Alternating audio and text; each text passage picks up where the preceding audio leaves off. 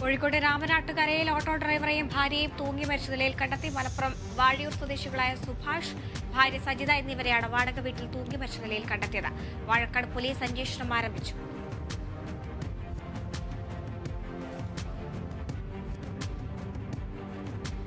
Palakkad തിരുവാഴിയൂരിൽ tourist ബസ്സിന് തീപിടിച്ചു.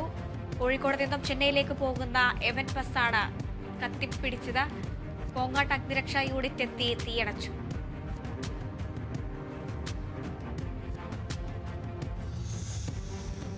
തൃശൂർ പുല്ലാനിക്കാട് മംഗലം പുന്നംപറമ്പ് റോഡിന്റെ നിർമ്മാണ ഉദ്ഘാടനം മന്ത്രി PM മുഹമ്മദ് റിയാസ് നിർവഹിച്ചു. സംസ്ഥാന സർക്കാർ ബജറ്റിൽ വകയിരുത്തിയ 7.34 കോടി രൂപയുടെ നിർമ്മാണ പ്രവർത്തനങ്ങളാണ് ആരംഭിച്ചത്.